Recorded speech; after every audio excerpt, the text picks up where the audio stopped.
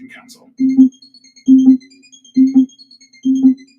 WWDB Philadelphia, the talk station. The following programming is sponsored by Thomas Toole III. The views expressed do not necessarily reflect this station, its management, or Beasley Media Group. Good afternoon, Greater Philadelphia area. This is Toole Time Real Estate Radio on WWDB 860 AM.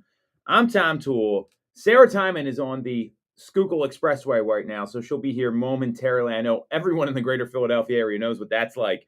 And we are going to be talking about what the second half of the year could bring in the real estate market. The listing access debate is continuing. And we've got some incredible startups that are getting hundreds of millions of dollars in funding in the greater Philadelphia area. And we'll talk about what that means for people that live in some of these communities, whether it's Malvern, South Jersey, Newtown Square, Lower Gwinnett. And we've got some killer new listings coming to the market as well. So Sarah and I both work at the Tom Toole Sales Group at RE/MAX Mainline, the #1 RE/MAX team in Pennsylvania since 2018.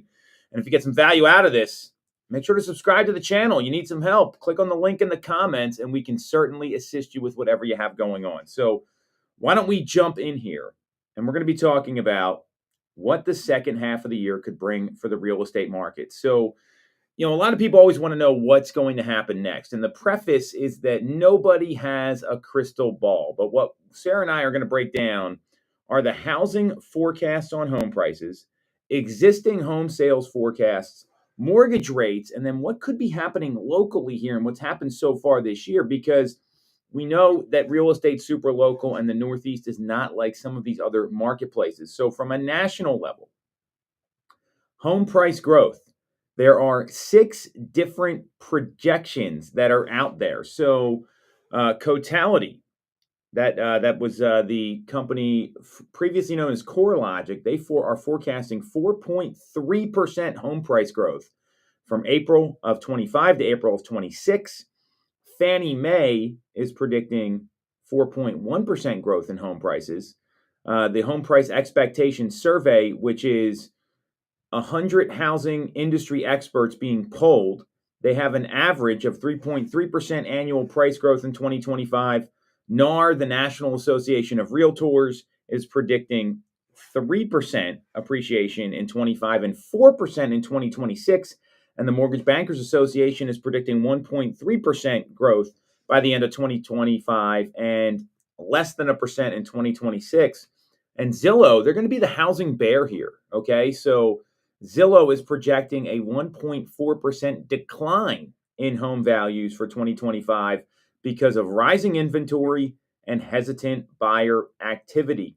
Previously, Zillow had forecasted a steeper drop of 1.9%. So while the outlook is still a little negative, the revision suggests some stabilizing. And then you've got to go local, right? So the biggest places, according to Totality, where you're seeing corrections happen are Florida, Texas, Hawaii, and Washington, D.C., and they've entered that negative territory for price growth.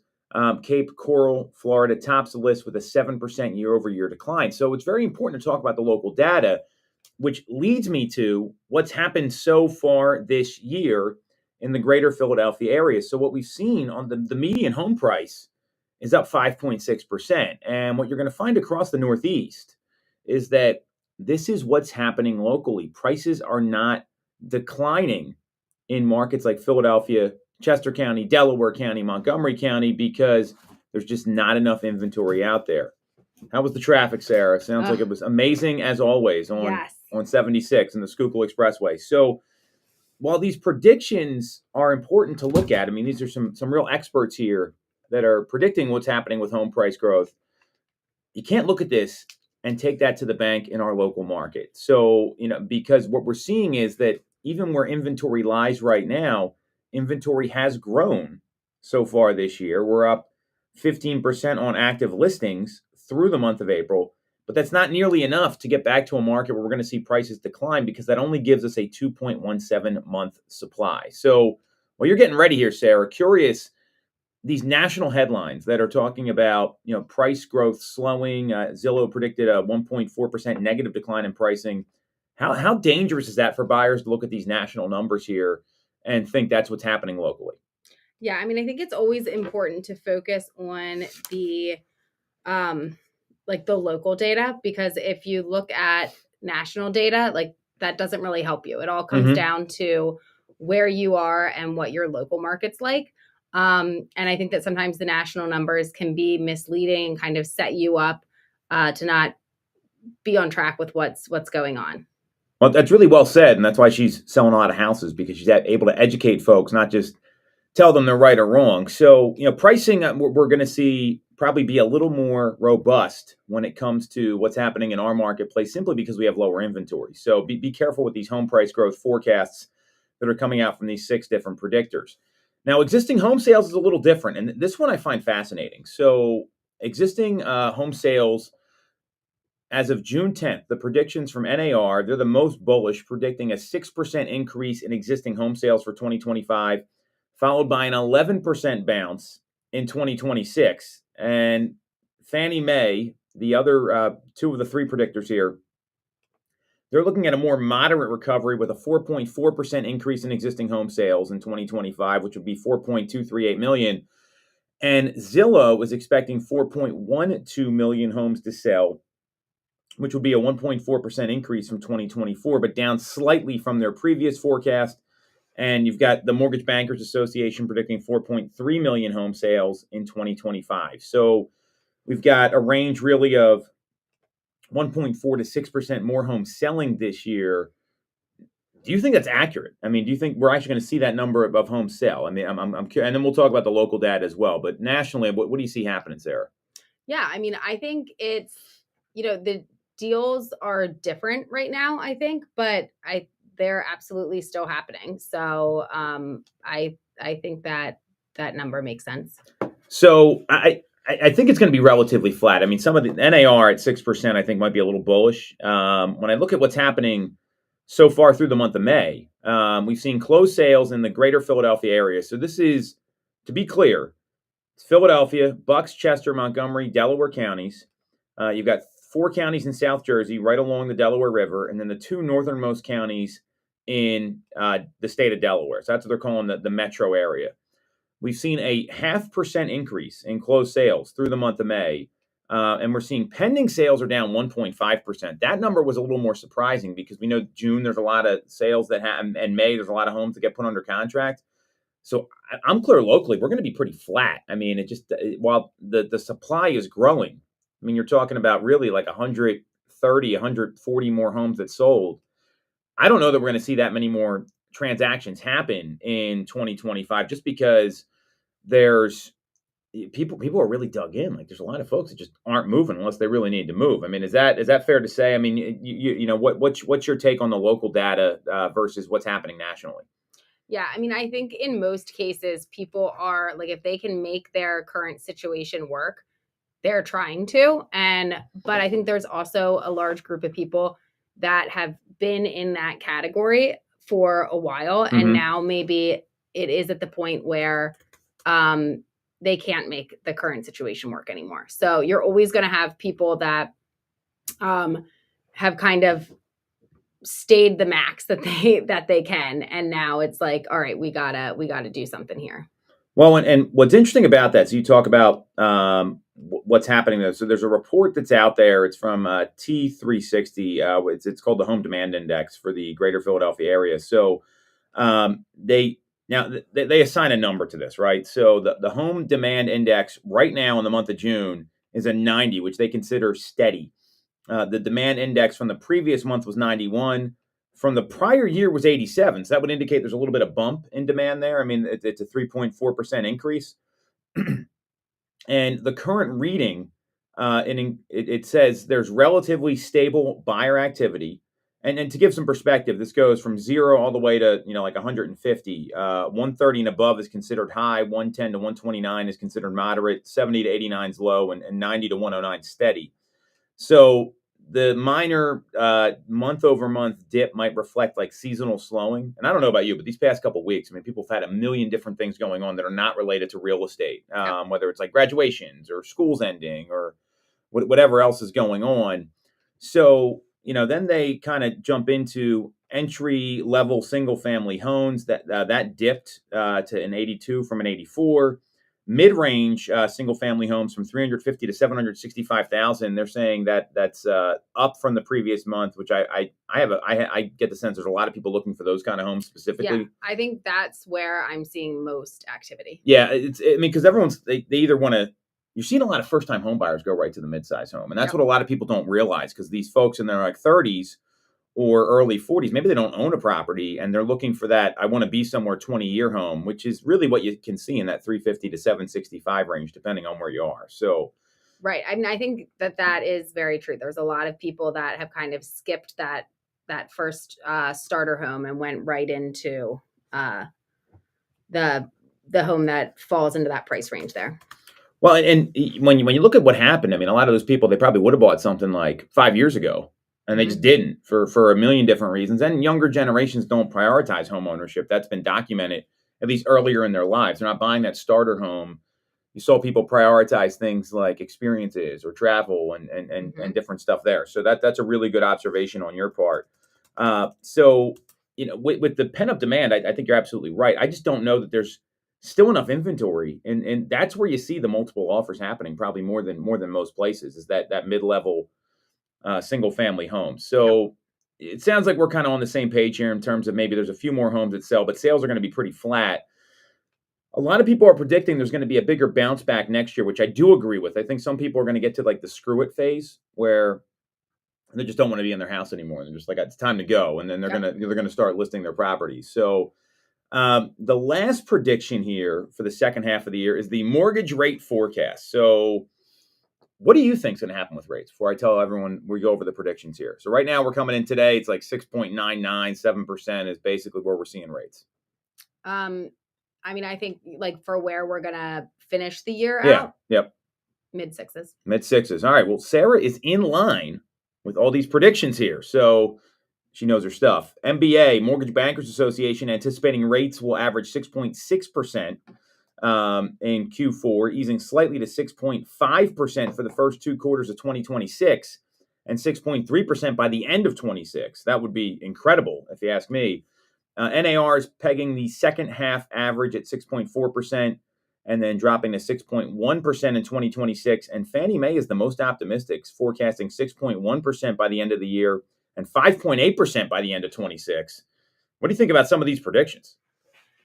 I mean, I think that they revised them a lot. But, you're right about that. I think it would be great if we could be below the mid sixes, but I think there's like the likelihood of that happening. And like for certain people, you may be able to secure that rate, because it does, like the advertised rate is what they are advertising. And then your specific circumstances can change that slightly. So, but I think, like the 6.3 could happen by the end of the year. But I think for the most part, we're going to be just kind of staying steady at that mid six. I mean, if we get mid sixes, I'm high fiving like everybody at our office. Yeah. I would be pleasantly surprised. I just don't. They've been so persistently at 7, and there is this like logjam right now, and everyone's thinking like the government can make these rates come down, which we know isn't the case. I mean, I know the president's really putting a lot of pressure on Jerome Powell to like lower rates. Like, I mean, that's been clear. Until the jobs numbers come down or we see inflation cool, which may happen. I mean, a lot of people, this has been the prediction all year. This hasn't really changed. It was 6.35 was the predictions at the beginning of the year. I'd be very excited for the market and for our organization and for people. I just don't know if it's going to happen. I mean, I'm more pessimistic on this one than you are. And I just don't know that we're going to see it happen. I mean, And I think for people that are like holding out for lower rates, it's risky because, if they're saying by the end of the year, we could be where they're saying, like the likelihood of that happening, like that's not a guarantee. And the difference between where they are now to that, you can work. It comes down to your monthly payment for the most part, and we can work with your budget and try to make those numbers work by negotiating things out. And that's probably going to be you're going to have more success doing that than just waiting for rates to drop, because if they do, other people are waiting for that as well. You're absolutely right. And I had this conversation with someone yesterday on the phone. And here's where, it's very important to understand the local options. And Pennsylvania is very fortunate there to have programs like PHFA for first-time buyers. They have options where a conventional loan, a 30-year fix, is getting quoted at the beginning of the week at 6.99%, right? So it's basically 7%. FHA is coming in at 6.5. So that's a different option for somebody. Now, your payment may actually be higher there with mortgage insurance and PMI. Mm-hmm. A PHFA first-time buyer program, and this is subject to income and purchase price limits. Yesterday was getting quoted at 5.875%. Wow. So most agents don't even know about this stuff. And they don't understand it. If you're out there wondering about rates, Sarah said focus on the payment. That is excellent advice. What I would also encourage you to do is talk to a couple different local lenders. Maybe talk to some national lenders that have these programs. Doesn't really matter which. Ask about what programs you have with lower rate options, because this could be a conventional, it could be an FHA, a VA, a USDA. That's the difference between somebody affording a home and not. Now, right. there's some limits there. There's purchase price limits. You have to use individual applicants' approval. There's all these factors. If you can have that option, I mean, imagine if you were to drop your mortgage rate. Imagine if you go to your buyers you're working with right now. You got a whole stable of them. And I can get your rate a point less than what you're getting quoted right now. They'd probably go buy a home, right? Right. So this is the kind of local information you need to have. So PHFA, we should probably have one of our lender partners come on and talk about PHFA, because I don't think a lot of people know about it, and it's one of the best tools that are out there, in my view, to help. So any other pieces of advice for folks that are price sensitive in terms of monthly payment going into the second half of the year, Sarah? Talk to multiple lenders. Don't just talk to one. Talk to a couple. And I think when they know that you're talking to other, and you don't have to hide that, don't hide that you're talking to other lenders. Let them know. I'm having conversations with, multiple lenders here, trying to figure out what the best program is for me, what the best fit is, what the best price is. And, be upfront about that, because, I think that's the nice thing to do, to let them know that you're talking to other people.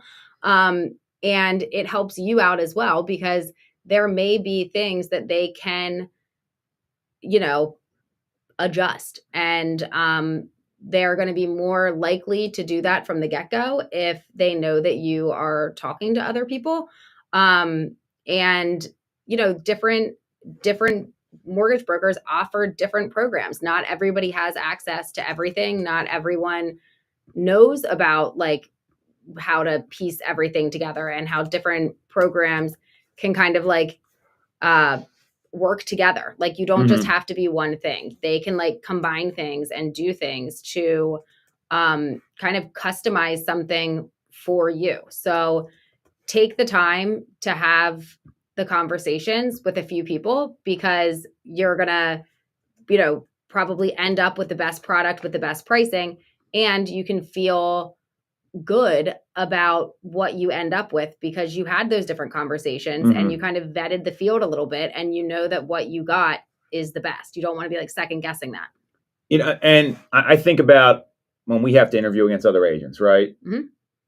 I mean, one thing we ask all the time is, hey, are you talking to any other agents? Because you want to know the situation you're walking into. And to me, a good professional, a good lender, even a good attorney or a good accountant, they're going to change maybe what they'll tell you, or maybe give you more information than if they think you're just going to come in and go work with them. So that's really good advice. And I would say the same about real estate agents. I encourage people to talk to other real estate agents, because one, I'm really confident in what we offer. I know what we're going to do differently than a lot of other folks. And at the same time, you might need you got to talk to some other people to know you got a good one. It's like looking at homes, right? Yeah. You got to look at some bad homes to see the good ones. So that's really smart advice. And as we get into the second half of the year, I'd imagine that, the people that are making decisions now, I do see some opportunity because competition is waned a little bit here. Although showings did pop up a little bit locally, they're up about 2.4% week over week.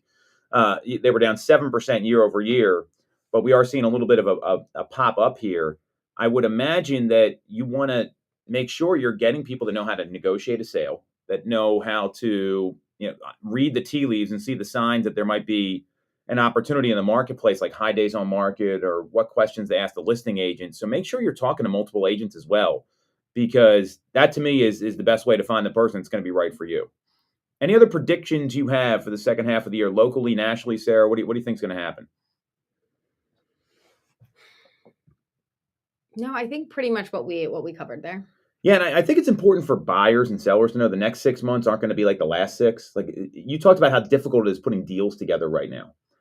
I don't know that it's any more difficult than it was pre-pandemic, but anyone that like only has experience from 2020 on, they're a little spoiled. Yeah, no, I wouldn't say that they're more difficult, not difficult, yes. They're different. Like and I would say having those conversations with the other side there, if you're representing the buyer, like I don't know how people don't have the first step be to talk to the listing agent and like find out as much as they can so that you can kind of align things. But you don't have to jump right to giving everything away. Like have those conversations and really find out what the situation is and where you can do what.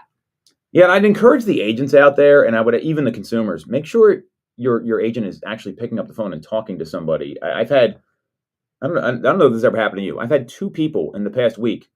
Hey, I've been texting you all weekend. You know what number they're texting? The office line. I've been texting you all weekend. I've got someone that's interested, and I'm like, what number are you texting? Like, what's happening here? And I think you've got to make sure there's some due diligence going on. I mean, that's such a lazy move as an agent. If you would have called the office line, you would have realized it was an office line. Maybe like send an email, fill out the feedback, like all the different stuff that's out there. This happens more than you would think. Right.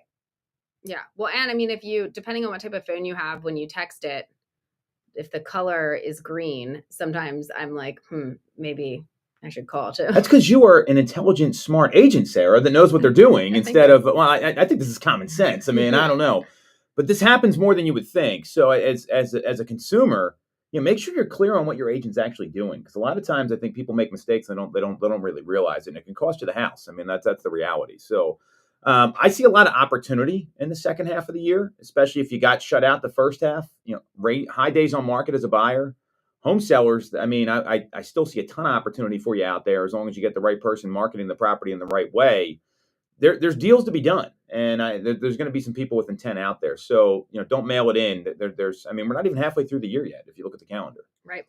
So we're going to take a quick break. We're going to come back and talk about how this listing access debate is continuing, and then we've got some incredible information about local startups in Philadelphia that are making a huge leap and raising hundreds of millions of dollars when it comes to funding and what that can mean for some of these local markets. We'll break that down next on Toole Time Real Estate Radio on WWDB 860 AM.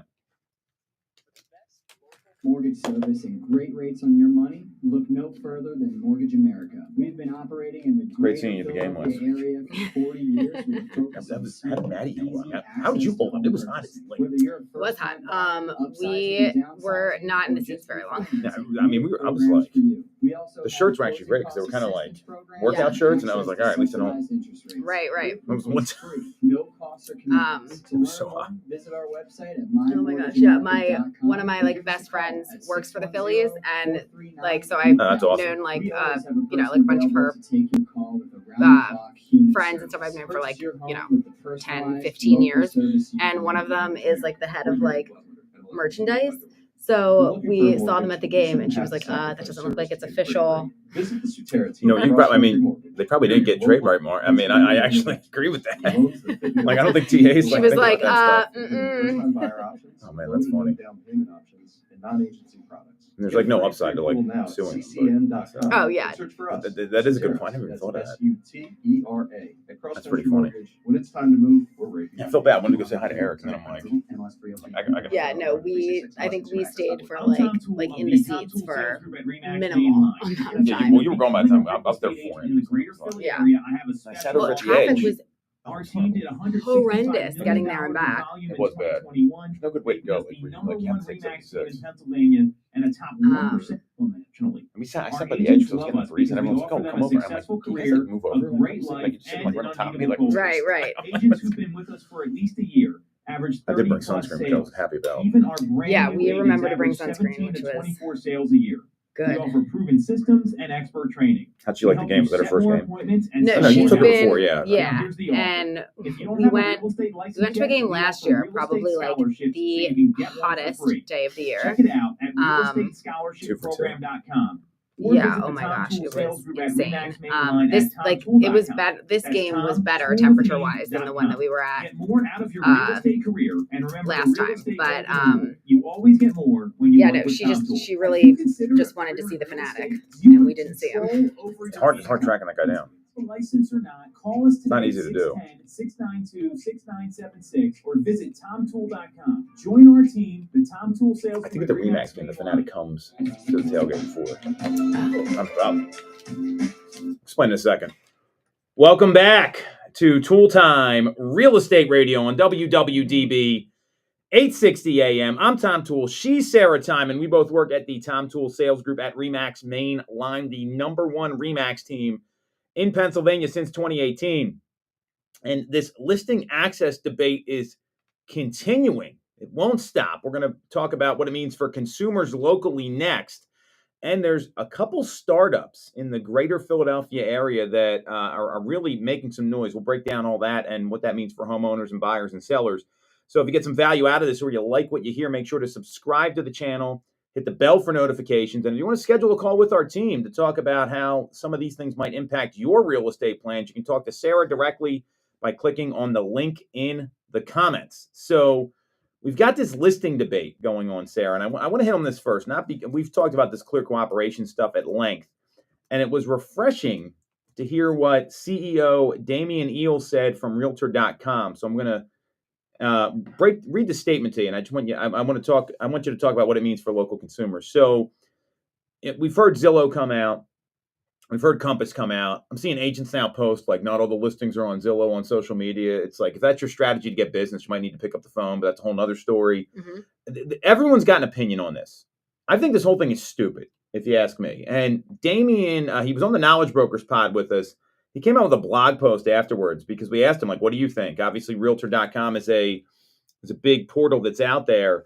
And they took thoughtful consideration. And basically what he said is that Realtor.com fully supports the principles and policy of clear cooperation because it is at the heart of the most consumer-friendly marketplace on the planet. The genesis of this open marketplace was some 30 years ago when NAR, the National Association of Realtors, and MLSs facilitated the digitization of listings nationwide, the adoption of common standards for information sharing, and the broadcast of those listings across the internet, originally only on Realtor.com.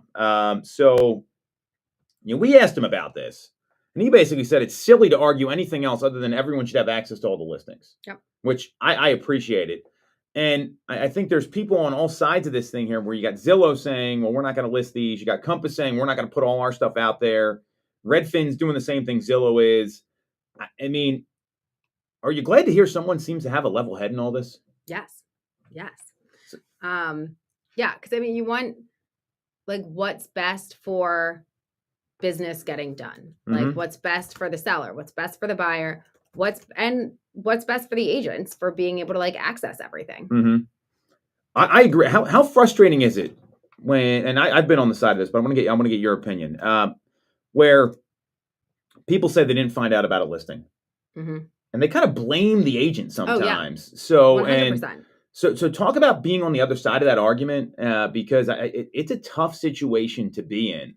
And, these folks that are arguing one way or the other, I mean, it's really up to the seller, in my view. But what's that like getting that as a professional? Yeah. So you mean like if you have a buyer who We didn't know this home was on the market. right, and always then it's that one was perfect. Like They didn't even see the house, and they didn't were even see the ready. They were house, ready to but close it on it. was because especially because it's like already gone and they didn't see it, they didn't know about it. It's that one would have been it, and now everything's over. um, it's frustrating because you want to be able to bring everything to your client. You want them to be able to have access and see all the homes that fit their criteria, and it but also like as an agent you don't have the time to be just like going through a million different channels to try and like locate some of these listings for every client every day. Like you typically have people on your, like I like to have people on an auto search kind of as like a backup so that Yes. that everything, because not every day are you going to be able to get up and first thing go through for all of your clients and search for properties for them. So you want to have them on some type of auto search so that stuff is, so that like things don't slip through the cracks. And then I like to comb through and try and pull out individual listings to shoot over to my clients, but you can't it has to be ones that you're able to find. Yeah, well, I think that's part of the problem, and to me, it's just this whole thing with we're gonna and I'm gonna give you some stats here to back this up. I think it's actually pretty important.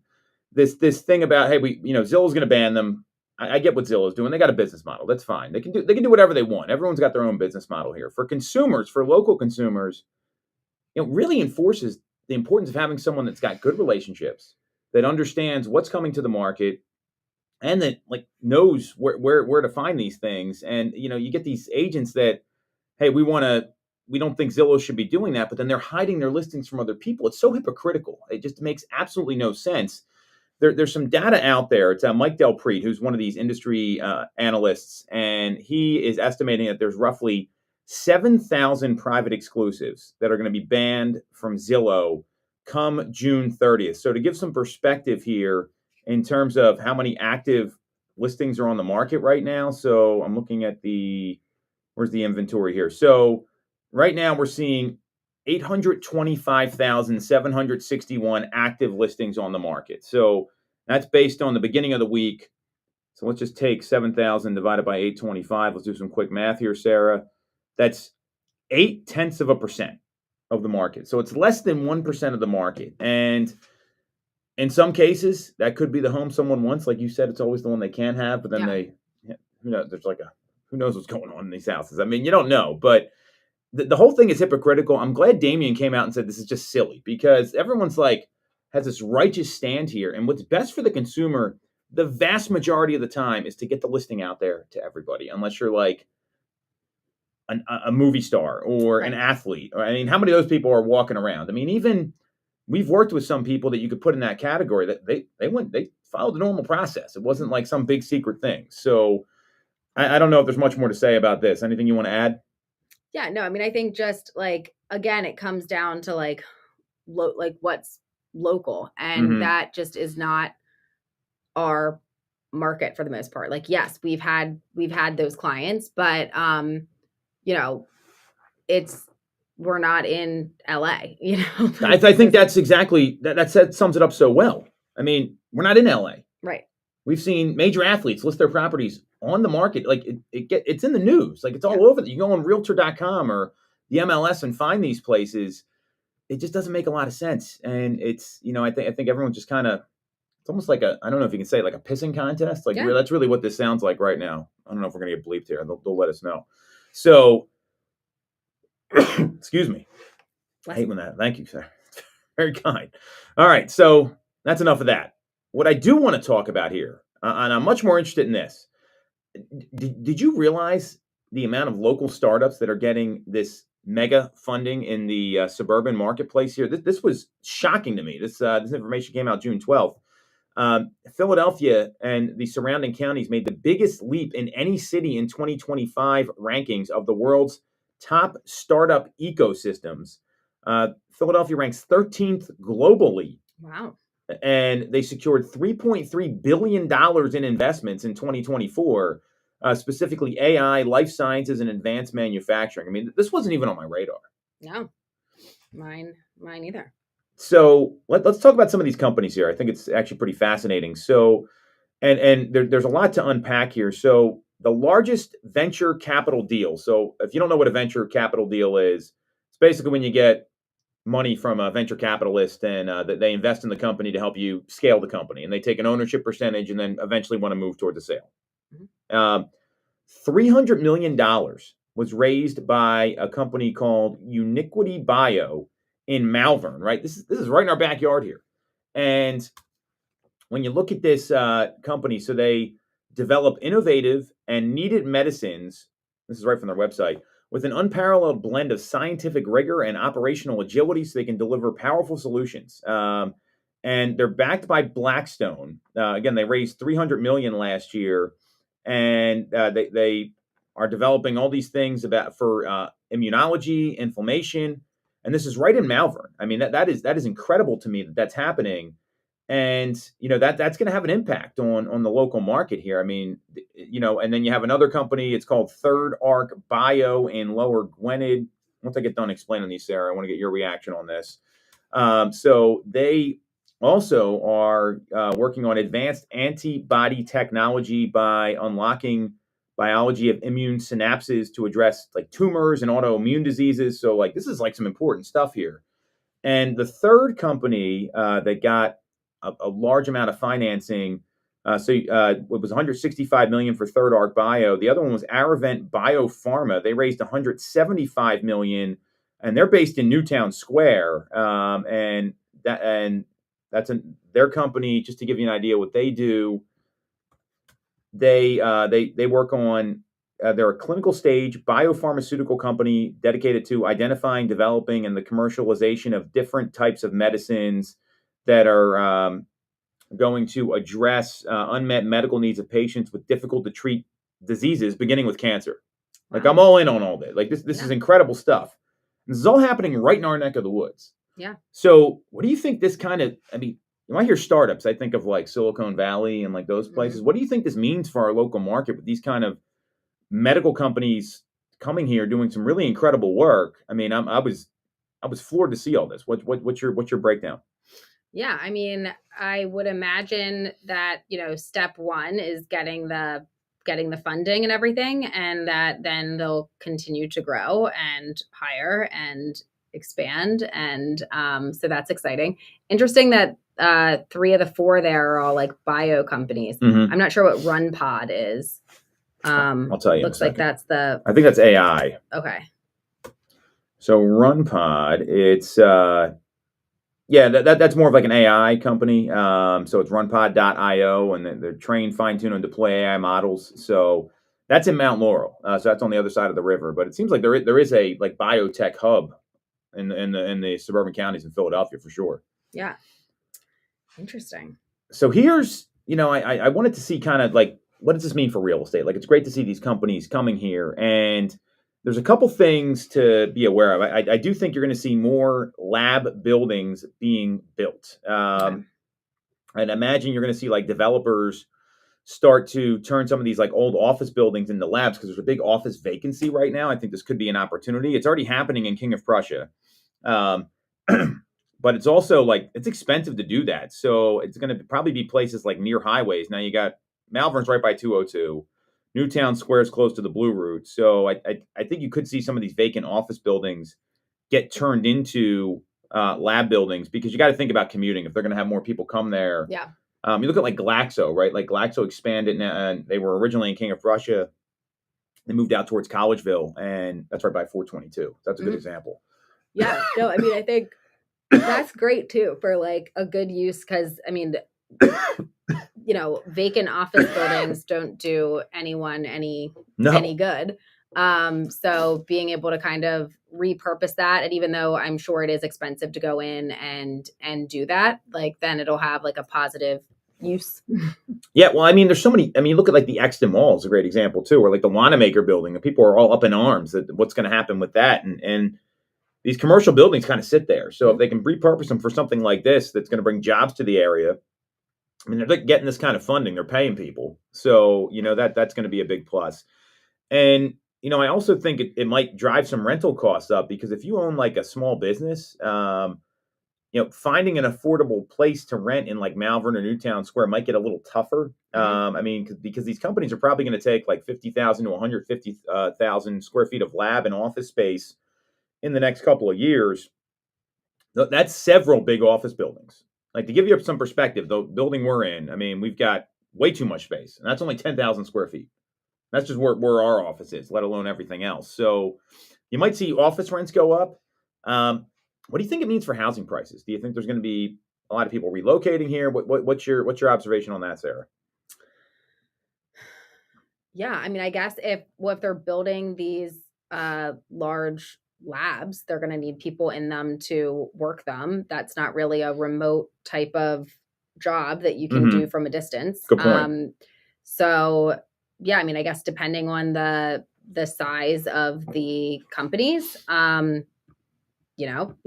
people coming in means they need a place to live. Yeah, well, I'd be curious how many hires they're going to make. I mean, because a lot of this stuff is like, you have to be on site here. This is going to be like I'm working from home on a Zoom camera. And if you're, because these areas like Malvern and Newtown Square, they're already hot markets to begin with. Lower Gwinnett is the same thing. And I'm clear they're going to be hiring from out of state. I mean, because of the stuff they're doing, that there's going to be some specialists there. I can't imagine everyone's going to be local that already lives here. Right.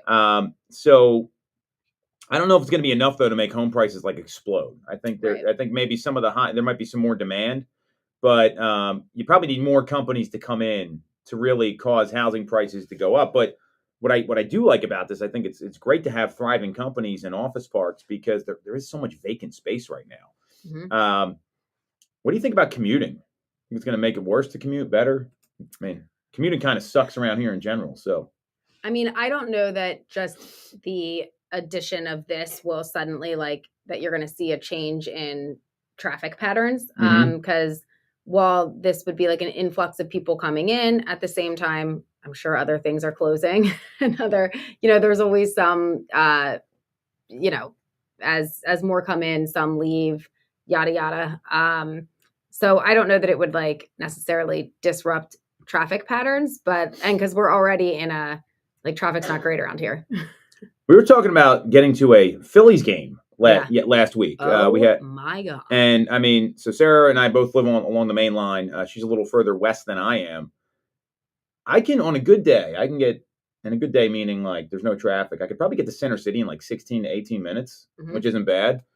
And obviously it's a little longer getting down to the stadiums. I mean, it took us 45, 50 minutes to get down there. It took us over an hour. Yeah, that makes sense from where you're coming from. And I don't think that these biotech companies are going to ruin the traffic's already horrible around here as it is. So I think that's maybe the lesson here more than anything else. If you can avoid the Schuylkill, but that's probably why they're positioning these places in the suburbs. One, it's probably cheaper. It's also probably easier getting there unless people are coming from Philadelphia. So, and, I think that do you think this is going to change any of these neighborhoods with some of the building that may happen if there's new labs that get built? Well, not if they're taking over, not if they're initially starting by taking over vacant. Good point. Vacant places. And I think that people would be happy about that, because nobody really wants just vacant buildings in their community. I feel like it just leads to, even if it doesn't lead to issues, it's not a good look. Well, think about how people react to a vacant house in their neighborhood, right? Let alone a vacant building like that. And I think that's a really good point. It's also probably cheaper to get the vacant building than to build something new. I think there's a couple of risks here too. I mean, this is very exciting to see these companies come to the Philadelphia area, but biotech's a gamble, right? I mean, most of these new drugs, they fail. So if the companies don't succeed, you might have some more empty labs in a few years. That could very well be I hope that doesn't happen. It sounds like all these companies are doing great work, but that could be a negative there for some of these landlords. And the hope is there's more biotech money that's going to flow in, making it more of a hot spot around here. I think this could be great. If this is successful and they can build these labs. I mean, I think about especially Malvern. There's a lot of open space. There's a lot of office parks. You got the Great Valley Corporate Center. Newtown Square. I mean, if you look at what's happened on Route 3 just over the past 10 years, I mean, where they have like the Whole Foods and all those places were empty forever. And so that could be, over time, this could be a good thing if more jobs are coming to the area, especially in some of these communities. Lower Gwinnett is the same thing. So, I mean, they're all very similar suburbs where they're 30, 40 minutes to the city, depending on traffic. So this could be a good thing. Now, there is some government, I don't know what the right word is here, involvement. So Governor Shapiro proposed a $51.5 billion budget in February, and he allocated $50 million for an innovation fund and designated $30 million to specifically spur life sciences job growth and innovation. So I'd imagine what part of that is that it's, when you look at it, like they talk about having like great universities, researchers, and hopefully it's going to be a bigger investment from the private sector. And that's going to provide annual funding and support large-scale innovation by making investments in these entrepreneurs. Sounds like a lot of like tax credits and that sort of stuff. And they talk about Boston and the Bay Area as the two regions that have dominated. And if you look at like Boston real estate, like it's incredible up there. I mean, it's a smaller city and the prices are higher. So if this continues and they're able to invest in these kind of companies and get them to come to our neck of the woods, I'd imagine that could be, long term, it could be a great thing for homeowners. Yeah, absolutely. So exciting stuff here. I can't believe Philadelphia's 15th globally. I mean, were you surprised to see that? Yeah, that's for like globally. Wow. Yeah. I was not expecting that. That was a pleasant surprise here. Usually Philadelphia's at like the bottom of the list, right? It's, Yeah.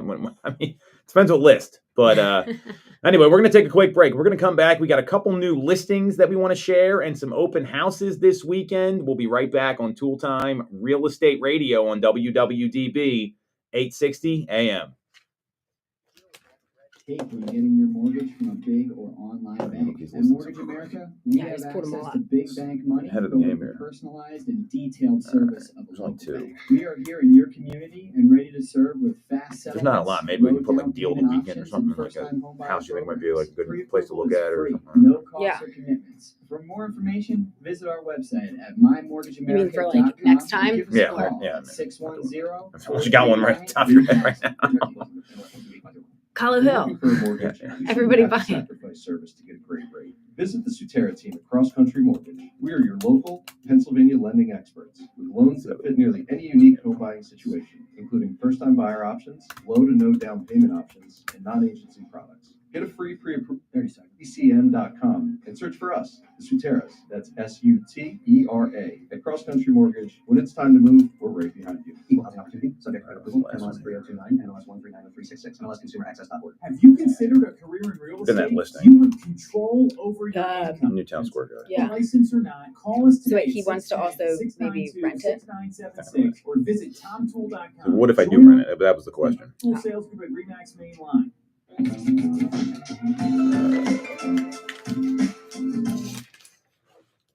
All right, welcome back to Toole Time Real Estate Radio on WWDB 860 AM. I'm Tom Toole. She's Sarah Timon. We both work at the Tom Toole Sales Group at Remax Mainline, the number one Remax team in Pennsylvania since 2018. And we've got two incredible new listings, two awesome open houses you need to check out. So if you get some value out of this or you like what you hear, make sure to subscribe to the channel, hit the bell for notifications. And if you can't make the open houses or you want a private tour of one of these properties, click on the link in the comments and Sarah can take care of you. So we've got two great new listings, one in Royersford, one in Coatesville. Sarah, which one do you want to talk about first here? Sure. Maybe we'll start with Coatesville, right. 120 Pinkerton Road.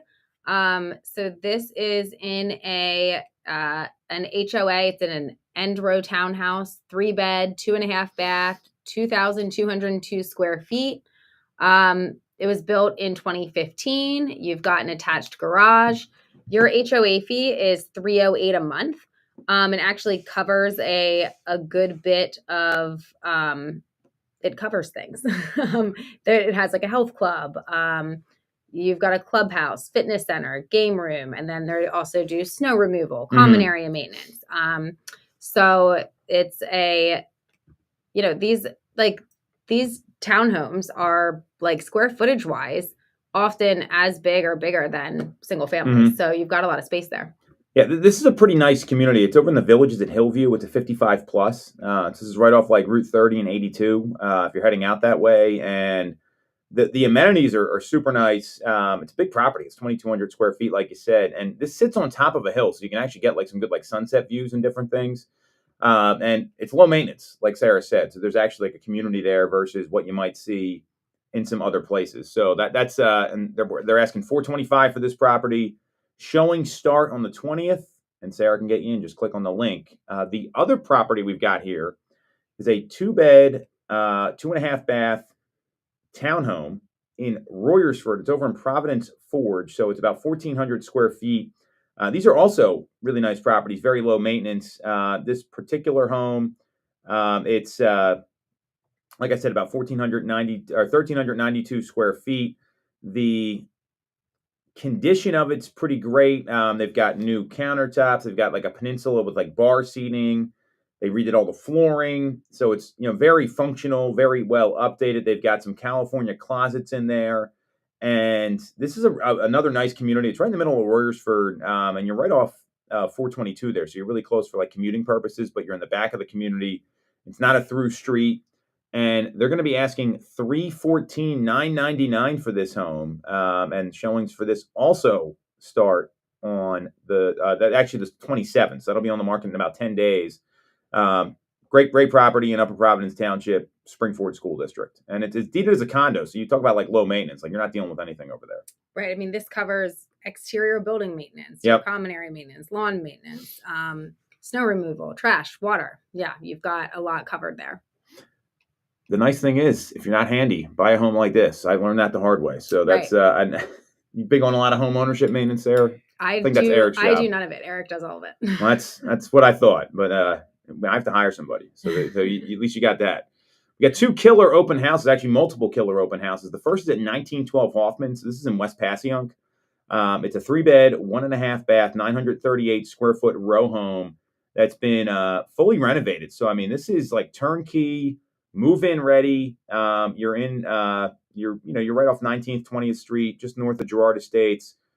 The attention to detail in this home is really nice, and the interesting thing is this is it's a 14-foot wide home, so it's a little wider than like those 12-foot wide row homes. You ever been in one of those 12-foot wide properties? Yeah, you can really feel the difference when you get the extra 2 feet. It sounds silly. It's a big deal, and this is going to be open on Saturday and Sunday from 1 to 3. This looks like a pretty good buy. I mean, if you're looking for something turnkey, walk to the Broad Street line, be able to get around Center City pretty easily, and not be in a condo building. I mean, this is a good number. The taxes on this property are only $2,465 a year. The basement's unfinished, so you got some storage down there as well. This is in good shape. But like unfinished, but clean. Like, because when you talk about like South Philly basements, you never know. Well, yeah, you might get like the flooded one with the bad sewer pipe. So yeah, the last, the dirt floor. The dirt floor is wild. I couldn't imagine having a home with a dirt floor. Last open house, Sunday, 1 to 3, over at 2325 West 4th Street in Chester. This is another full rehab. They're asking $195. Just had a price adjustment. Go check it out. You want to see any of these homes, get in touch with Sarah. Click on the link in the comments. You want to follow her. She's at Ty_Ty_Time on Instagram. You can follow me at TomToole3RD. And we'll be back next week, Tuesday, 3 p.m. on Toole Time Real Estate Radio, WWDB 860 AM.